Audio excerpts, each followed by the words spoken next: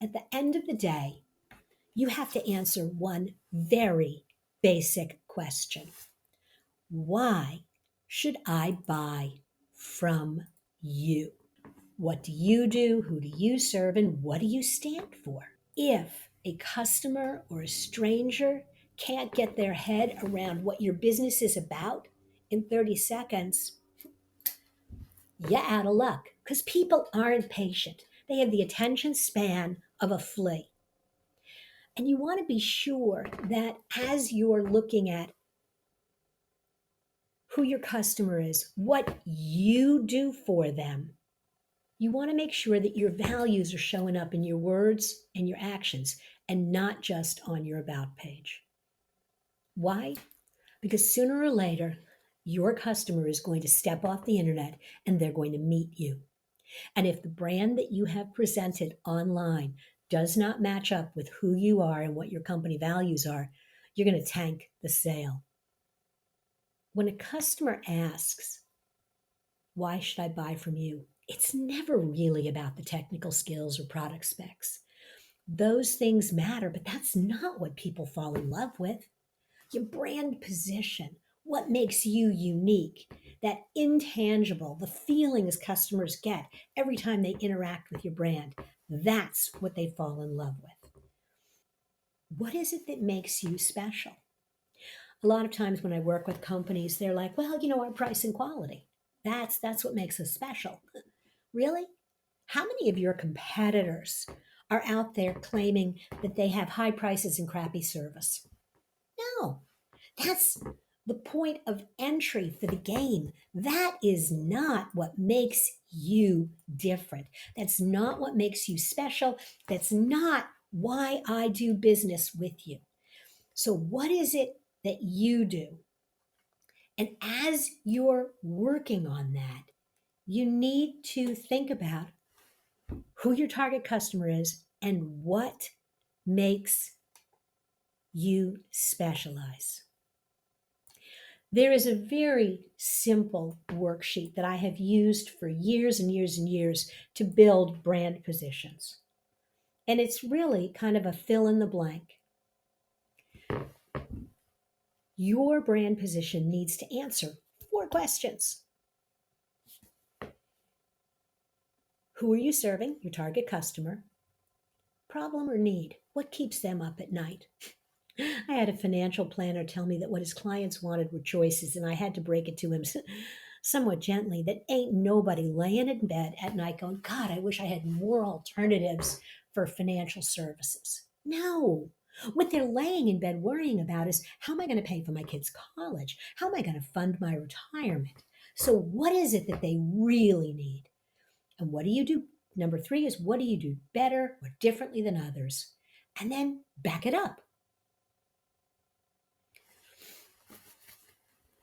As you're working through this process, list your offers, outline your core services and products, and note how you deliver them, not just what they are. Compare to your competitors. What do they promise? How do they deliver? What are the gaps? Sound a little repetitive? Yes, it is, because you're looking at it through a different lens. Choose defendable differentiators. Do not ever choose price because it is a race to the bottom.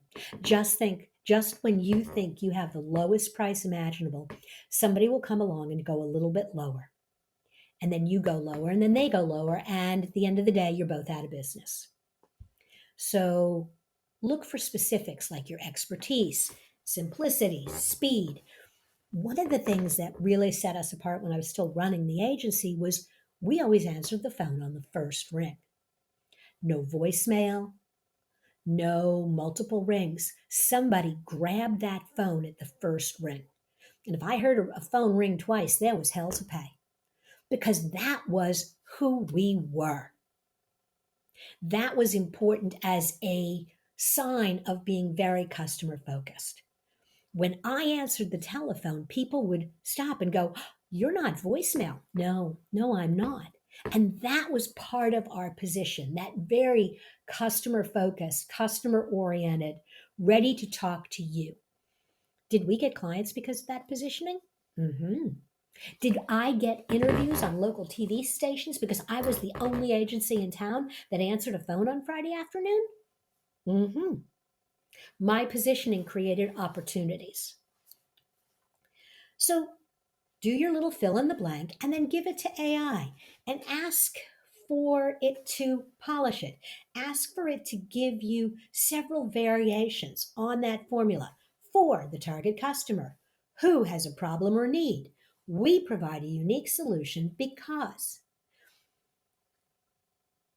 give it sales material, give it links to pages on your website, anything you can do that you think really stands for who you are and what you do, and pull it together. AI can turn your scattered notes into that positioning statement.